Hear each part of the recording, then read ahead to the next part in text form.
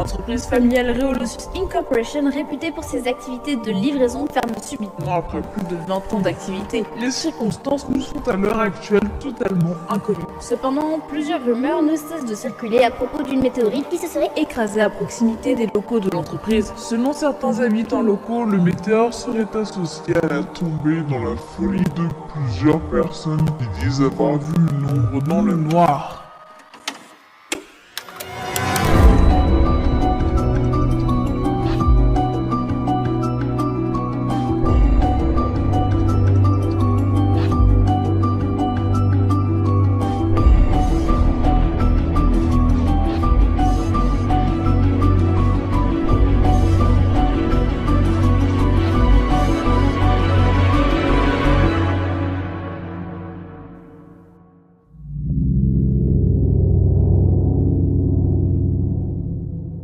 Je suis arrivé à proximité des lieux tard dans la nuit. J'ai pris mon appareil photo pour capturer le plus d'images possible en plus de ma caméra embarquée afin de vous documenter au mieux cet urbex. J'ai également investi dans un grappin car des habitants locaux m'ont rapporté que le bâtiment est en ruine et que donc ce grappin pourrait m'être utile pour accéder à certaines zones. J'ai également une flashlight qui va m'être indispensable pour explorer les lieux. Après être sorti du véhicule, j'ai suivi un petit chemin de terre battue mélangé à de la pierre afin de me rendre à l'entrée de l'entreprise Reolosus. L'entreprise aurait subitement fait faillite et aurait fermé. Enfin, ça c'est la version officielle. Les habitants m'ont informé que beaucoup d'employés seraient morts les uns après les autres depuis qu'une météorite se serait écrasée en pleine forêt. Cependant, les versions divergent beaucoup et à partir de là, je suis venu enquêter ici pour apporter le plus d'informations à ce mystère afin d'en découvrir l'histoire.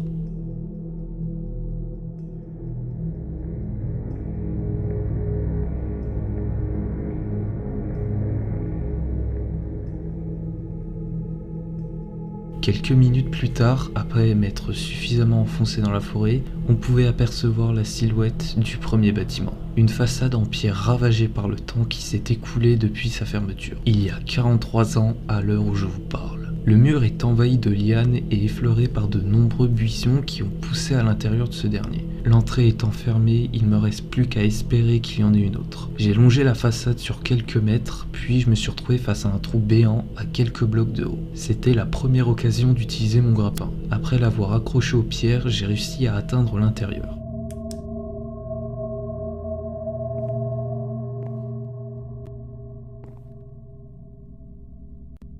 Plongé dans l'obscurité depuis des années, le sol en était poussiéreux et tout y a été dégradé et usé. Je suis resté un moment pour regarder en me disant qu'autrefois, des dizaines de personnes travaillaient jour et nuit ici, une certaine nostalgie d'une époque que je n'ai pas vécue. En s'aventurant au sein du bâtiment, je découvre beaucoup de bureaux. Enfin, ce que le temps a épargné. Des meubles, des papiers, des journaux, de vieux ordinateurs, mais rien d'intéressant jusqu'à ce que je découvre par terre une note écrite par un certain Charles Reolosus. 13 mars 1970. Je ne sais plus quoi faire, je suis perdu. Elisabeth vient de mourir en donnant naissance à ma fille. Lise, il ne me reste plus que la douleur. Lise est désormais la seule personne qui me retient au monde. On y apprend que Charles Reolosus aurait eu un enfant avec une certaine Elisabeth et que cette dernière aurait perdu la vie en la donnant à Lise, la fille du couple, le 13 mars 1970. Il partage également son immense douleur, Charles est en deuil. C'est en espérant trouver d'autres notes que j'ai mis la main sur une clé posée sur un bureau. Une clé qui allait, je l'espère, me donner accès à d'autres zones au sein de l'entreprise. En inspectant chaque recroix, une nouvelle note tomba entre mes mains. 18 juin 1968. Décès de Raymond Reolosus à 19h36. La société Reolosus Incorporated, dont l'activité principale est la livraison, revient à Charles Reolosus, 19 ans, fils de Raymond et Marie Reolosus. Charles est le fils de Raymond et Marie Reolosus. Il a 19 ans quand son père disparaît le 18 juin 1968. Il devient donc, en tant qu'héritier, le propriétaire de l'entreprise familiale. Juste à côté se trouvait une autre page écrite par Charles. Mon père vient de mourir. Maman, puis lui. Je n'en peux plus et je dois assumer les responsabilités de l'entreprise sans jamais avoir été formé. J'ai peur de tout perdre. Heureusement, Elisabeth me soutient et je pense que nous pouvons surmonter cela. On apprend donc que ses parents sont tous les deux morts, sa mère puis son père, et ce dernier, en deuil, a peur de perdre l'entreprise car il n'est pas prêt à une telle responsabilité, ce qui se comprend. Cependant, il peut compter sur le soutien de sa femme, Elisabeth, mais comme nous l'avons appris dans une autre note, cette dernière décédera 2 ans plus tard pour donner naissance à leur fille Lise. En explorant un nouveau bureau, j'ai aperçu un escalier menant à une porte verrouillée réservée au personnel. En essayant la clé, cette dernière s'ouvrit pour donner sur une autre pièce, plus petite, dans laquelle se trouvait une nouvelle note.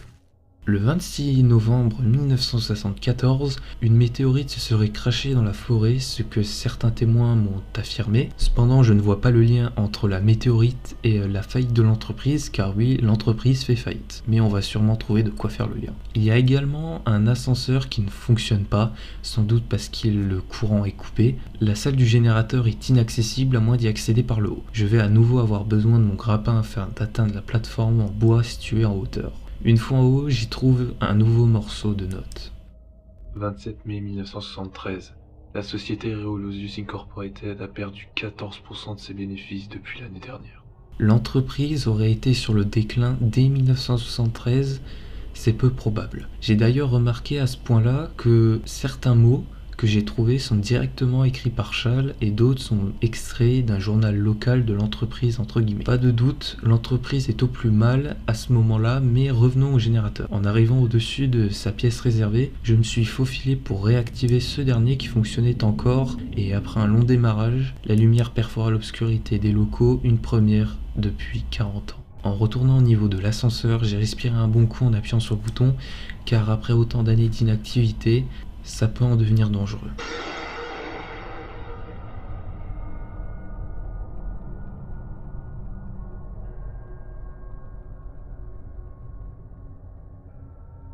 Une fois en bas, saine et sauf, j'ai remarqué que l'architecture a brusquement changé et que la désolation qui avait gagné en terrain sur l'étage précédent n'était plus. J'ai également aperçu du matériel de construction comme si cette zone n'était pas terminée. Des pioches étaient encore dans le mur qui n'avait pas fini d'être miné. La porte centrale menait à une salle plus grande et après quelques minutes d'incompréhension, j'étais pratiquement sûr de moi. C'était un laboratoire. Qu'est-ce qu'une entreprise de livraison fait avec un laboratoire aussi avancé dans ses souterrains? Il y avait des ordinateurs pour analyser des choses que je ne connais pas et une note qui m'intrigua sur le moment. 13 juin 1975. Enfin, nous avons réussi à extraire cette nouvelle source d'énergie propre qui semble se renouveler toute seule. C'est fantastique. Nous devrions pouvoir en tirer de nombreux bénéfices. Cependant, ce projet restera secret. Bon, il nous manque beaucoup d'informations pour comprendre tout ça, c'est pourquoi on va y revenir dans quelques instants quand on aura plus d'informations. En avançant dans le laboratoire, on y découvrit une énorme cuve avec en son centre une étrange boule noire. Par terre, une nouvelle note. 12 décembre 1975.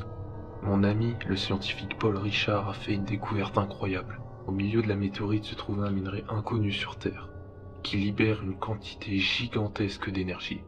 Paul et moi avons engagé 3 scientifiques pour l'extraire. Tout prend sens. La météorite, qui avait été mentionnée précédemment dans un autre papier, aurait été récupérée par l'entreprise et se révélerait composée d'un minerai inconnu contenant une gigantesque source d'énergie. Une fois extrait, l'énergie libérée par le minerai serait revendue pour en faire des bénéfices et c'est ce projet qui doit rester secret. Ce minerai, j'imagine, c'est celui qui est en face de moi dans cette cuve depuis toutes ces années.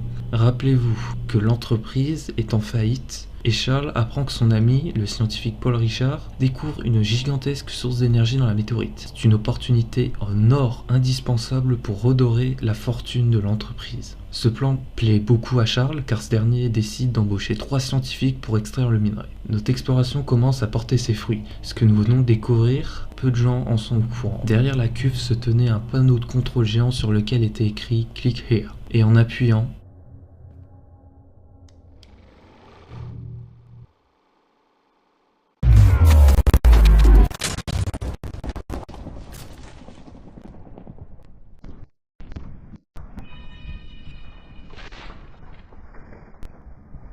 la cuve explosa dans un bruit strident et une ombre s'en échappa trop vite pour être sûr de savoir ce que c'était. J'aurais sûrement dû ne pas appuyer sur le bouton mais maintenant c'est trop tard. De plus, le courant a sauté et je vais devoir me rabattre sur ma flashlight. En retournant à l'entrée du laboratoire, j'ai vu que les portes précédemment fermées étaient maintenant ouvertes. L'atmosphère changea à nouveau pour laisser place à des murs en bois, des décombres fréquents qui me plongeaient dans une nouvelle obscurité. Dans le premier bureau, j'ai trouvé une note de l'entreprise indiquant que les bénéfices ont augmenté de 25% en mai 1976. La seule explication à cette hausse est que les scientifiques ont réussi à extraire l'énergie du minerai, ce qui est une bonne nouvelle pour l'entreprise. En commençant à me sentir seul, la réalité va rapidement me faire comprendre le contraire.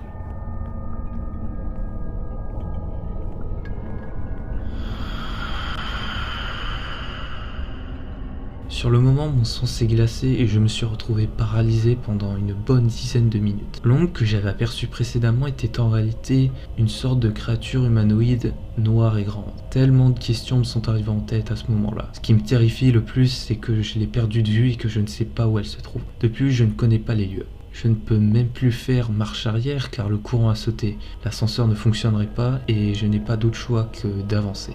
En m'avançant encore dans ces longs couloirs, je découvre une librairie. Qu'est-ce qu'une librairie fait ici? Mais par terre se trouvait une note. 22 juin 1978. Lise Réolosus doit suivre un traitement médical quotidien. Lise est suivie par le docteur Jeanne et le docteur Droy. On apprend que Lise, alors âgée de seulement 8 ans, est malade à tel point qu'elle est suivie par 2 docteurs en plus d'un traitement médical. Pour l'instant, on ne connaît pas sa maladie ni ses potentiels symptômes et si cette dernière est mortelle ou non. La librairie est grande et me permet à nouveau de mettre la main sur une note de Charles. Charles nous partage ainsi son inquiétude quant à sa fille et surtout ce qui m'a frappé c'est qu'il dit les symptômes et non des symptômes. Ce qui change tout le sens de la phrase car les symptômes que présente la jeune fille sont donc connus et le fait qu'il décide d'engager 2 médecins privés et de s'éloigner de l'entreprise à un temps où les bénéfices sont bons prouve que Charles est réellement inquiet. J'ai l'impression que Lise a attrapé une maladie qui est redoutée, comme si Charles savait ce qui allait se passer. Je sais pas si vous voyez ce que je veux dire, mais ça me donne un mauvais pressentiment. Après avoir exploré la librairie, je me suis dirigé dans la direction opposée pour prendre les escaliers. Autrement dit, dans la même direction que la créature.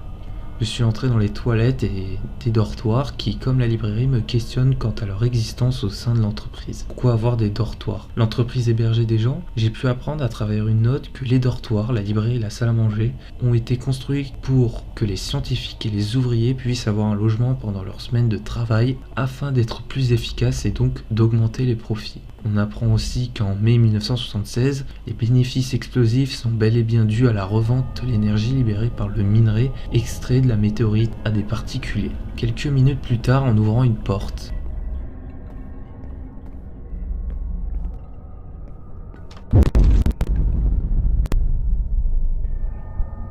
je suis troublé à nouveau parce que dans la note que je vous ai rapportée juste avant, il y a quelque chose que je ne vous ai pas dit. Charles a également fait construire une chambre pour Lise, sa fille, afin d'être proche d'elle et de garder un œil sur elle. Dans la chambre, on y trouve des cadeaux probablement destinés à un enfant et du matériel médical. Or, Lise a 6 ans à ce moment-là car la note date du mai 1976 et que Lise est malade. Ce qui me laisse penser fortement que la première pièce qu'on a explorée est le bureau de Charles et donc par conséquent, cette pièce-là, c'est la chambre de Lise. À ce moment-là, il y a un décalage temporel entre les notes et l'endroit, ce qui n'annonce rien de bon pour la suite. En continuant mon exploration, je découvre de nouveaux dortoirs. Ces derniers cachaient une clé qui me servit à ouvrir une porte située en bas des escaliers. Cette dernière donne sur la fameuse salle à manger commune remplie de chaises vides. Une nouvelle note annonça la mort de Roger Lambert le 19 novembre 1976. Mais il y a 3 choses qui ne vont pas avec cette page. Tout d'abord, sa profession est inconnue alors que c'est une revue officielle de l'entreprise. Les raisons de sa mort sont inconnues et surtout, si vous l'avez bien remarqué, la note date de fin 1976. Or, Roger serait né en 1946 et serait mort en 77. Soit, Roger serait mort après l'écriture de cette note. Ce qui ne correspond pas, l'entreprise ne pouvait pas prédire sa mort. Si, cette note est accompagnée de celle de Charles qui ne comprend pas le décès de Roger, mais que ce dernier se plaignait de maux de tête depuis plus d'une semaine et qu'il aurait vu des choses dans le noir. Cependant, cette note aussi date de 1976. Peut-être que c'est une erreur de l'entreprise dans l'année de décès ou... peut-être que non. J'ai poursuivi mon chemin jusqu'à arriver à un nouvel ascenseur, puis...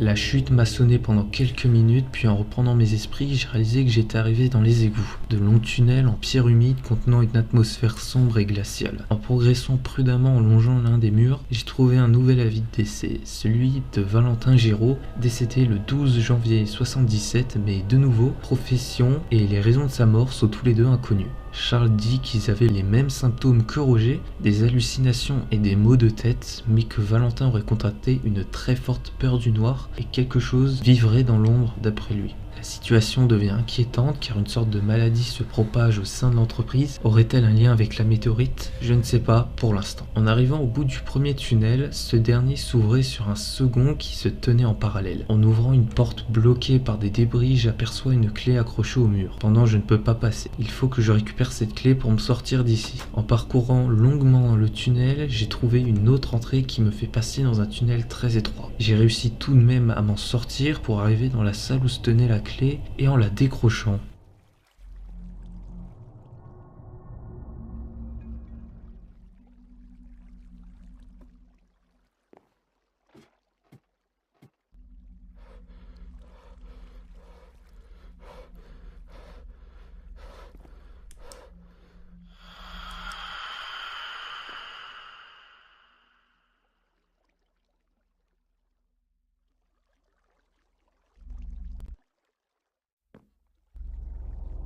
Pris de panique, je suis parti le plus vite possible. La créature m'avait donné l'impression de foncer en ma direction. Une vision qui restera gravée dans ma mémoire à jamais. Ses yeux rouges perçant l'obscurité et son corps noir humanoïde. En retournant dans le tunnel, l'obscurité me donnait l'impression d'être encore plus forte que précédemment. Je progressais lentement à l'affût du moindre bruit car la créature est très proche de moi. J'éteignis ma lampe torche et j'essayais de faire le moins de bruit possible. Soudainement, j'entendis des bruits que j'ai associés à la créature qui est maintenant à proximité de moi. Il fait tellement noir que je ne peux même pas la voir. J'avance donc en direction de la porte sous les sons que fait la créature, puis j'ouvre cette dernière et je pars le plus vite possible et le plus loin possible.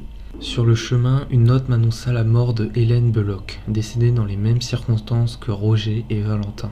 Elle aurait été retrouvée morte dans les dortoirs là où j'étais précédemment. Elle aurait aussi, elle, présenté les mêmes symptômes que Roger. Charles nous dit ne pas vouloir en parler aux employés car les bénéfices grandissent toujours. L'escalier que je devais emprunter pour remonter s'est effondré. Mon grappin me sauva encore une fois de plus et une fois en haut, j'ai trouvé une page où Charles explique qu'avec tout l'argent des bénéfices, qu'il a pu en prendre une partie pour s'acheter une maison qui se situait à côté du cratère de la météorite dont je vous ai mentionné l'existence. Il reste encore à la rénover puis à emménager avec sa fille Lise. J'ai ensuite dû me faufiler dans les conduits d'aération pour retrouver mon chemin face à un générateur que j'ai allumé et juste à côté de ce dernier se trouvait une carte magnétique que j'ai prise sur moi.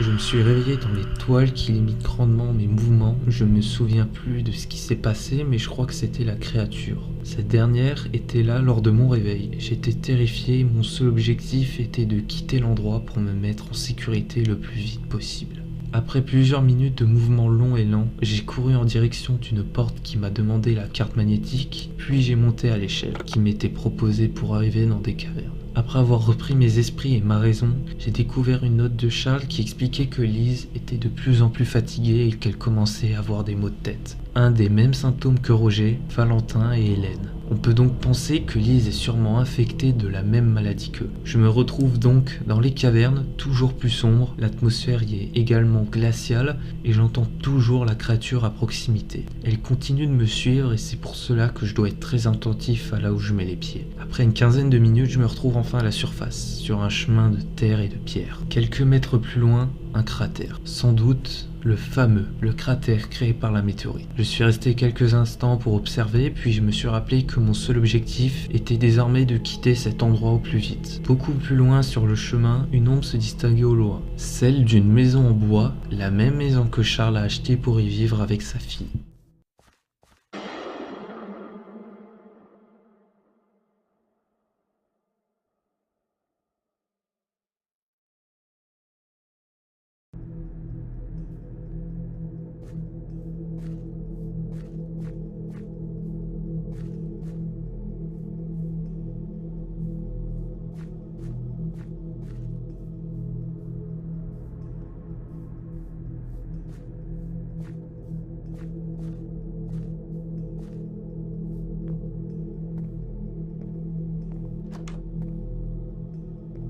La maison est silencieuse et elle aussi a fait de son mieux pour résister au temps. Quelques notes traînent à droite et à gauche dans lesquelles Charles nous dit que la santé de Lise ne s'améliore pas malheureusement. La maison est grande et spacieuse et convient parfaitement aux besoins de la famille endeuillée. Ils vont vivre ensemble pendant 2 ans, s'accrochant à l'espoir et combattant la maladie qui domine largement le combat. Lise est de plus en plus faible, elle ne bouge presque plus, ne sourit plus et commence à voir des choses dans le noir d'après Charles. Il n'y a plus de doute, elle est atteinte de la même maladie que les autres employés. Les médecins multiplient les efforts pour la maintenir en vie, mais ça devient vraiment dur. Je continue d'explorer la bâtisse quand je trouve une clé, probablement pour ouvrir l'abri situé à l'extérieur de la maison. J'apprends ensuite la mort du docteur Dreuil, un des 2 docteurs privés engagés par Charles pour sa fille. La raison de sa mort est inconnue et peu de temps après, le docteur Jeanne démissionne à cause du décès de Dreuil, laissant Lise seule avec son père et sa maladie. Cela énervait Charles qui se sentit trahi par les médecins quand il l'explique dans cette note que j'ai trouvée au fur et à mesure que j'explorais. Je suis ensuite entré dans le cabanon qui menait sur un escalier qui descendait profondément dans le sol.